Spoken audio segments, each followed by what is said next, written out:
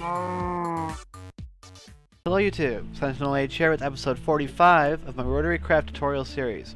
I can hardly believe it's been this many episodes and we haven't talked about this yet. But today we're talking about the Scalable Chest. So, like with most other tech, a lot of tech mods, you get into RotaryCraft, you get pretty into it, and you're gonna have a lot of stuff that you need to store. And you know, if you're using other mods, there are a lot of different ways to do it. If you're just using RotaryCraft, your best bet is going to be the Scalable Chest. So this is a method for you to store a lot of stuff in a small space. So let's take a look at how to craft it. It's incredibly simple.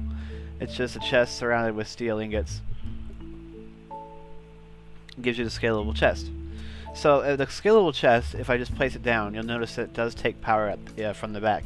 And if I try and I'm right clicking right now, I can't open it. I can't open a Scalable Chest. The Scalable Chest cannot be opened if it doesn't have power, and it requires power in order to function. And the more power you give it, the more storage it has, hence the name Scalable. I'm not sure how it works, but it does. It's a TARDIS.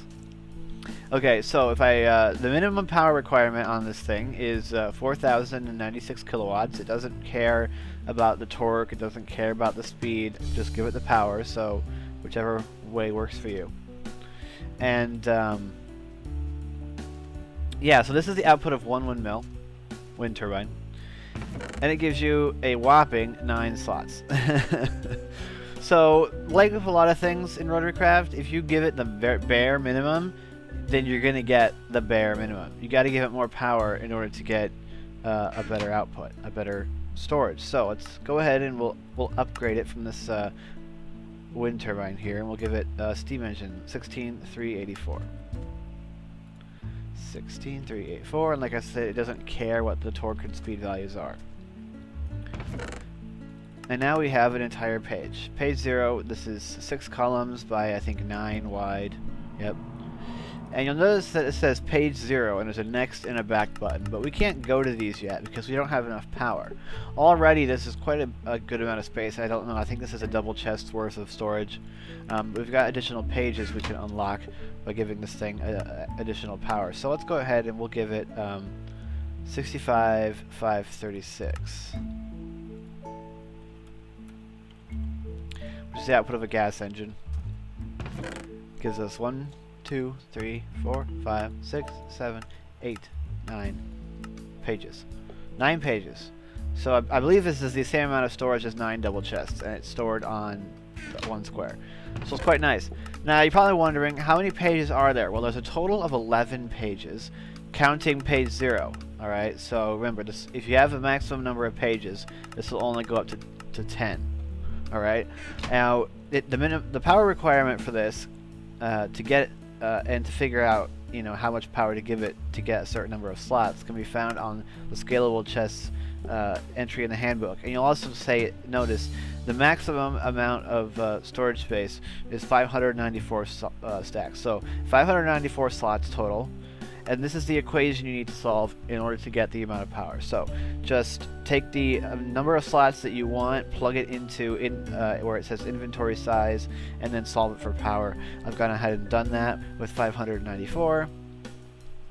And the amount of power you'll need to get the maximum number of slots is 78,976 kilowatts. And good luck getting it to this exact number. You don't need to, obviously, but any power you give it over this is going to be just wasted.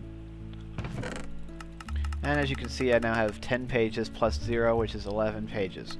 594 inventory slots, which is quite massive for a single block. I mean, if you're an FTB monster, you're probably going to end up using Applied Energistics, but if you're not, Scalable Chest is pretty nice. Even if you are, Scalable Chest is really cool, because you know you can give it power through whatever means you want. It's got a huge amount of storage in just one block.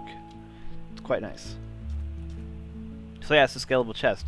Very good for managing massive amounts of items. So I can put an item on page 10, and if I close out, it stays on page 10. So you can use these pages to organize your items. Say you're going to put your unprocessed ores on page 0, your processed ingots on page 1, and so on and so on. Quite nice. Now, an interesting thing about a scalable chest, if I go into here and just grab out tons of stone, the thing about a scalable chest is how it handles loss of power. So, if you recall, I wasn't able to open the scalable chest while I didn't have power. And likewise, these slots, a lot of these slots won't exist if I don't have enough power. So you may be wondering, well, what happens to my items? Well, the handbook tells you, but I'm going to show you as well, is that they don't go anywhere. So I got quite a few slots here. I got them full up with cobblestone. And we're going to drop back down to the 4096, which if you remember only gives us the first 9 slots. So now we only have the first 9 slots. We can't get to the items that were down here. Alright? If we bump it back up, I don't really care what we bump it to, we just have to give it enough to get over it. Now all the items are here again. Quite nice. Yeah. Now let's go ahead and find out what happens when we whack it with a pickaxe. Just gonna get a steel pickaxe. We're gonna go into survival mode. And we're gonna break the scalable chest. As you can see, it didn't spill out all over the place. No items spilling like normal chests. Place it back down. All the items are still in it. So this is another awesome benefit of the scalable chest. You can fill it up with all your items, break it, bring it over, place it somewhere else, move it around, open it back up, all your items still there. Awesome. So yeah, that's the scalable chest. It's quite nice.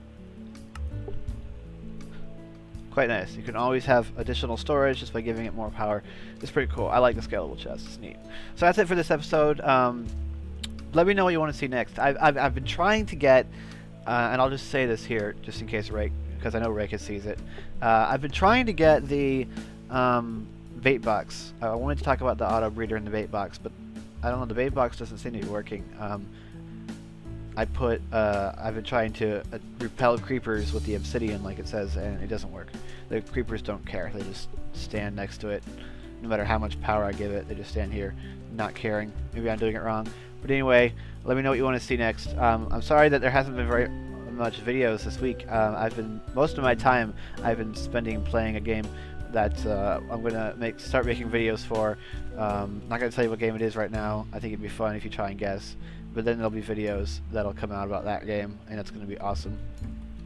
But don't worry, we will of course finish this series. We will of course finish the RotaryCraft series.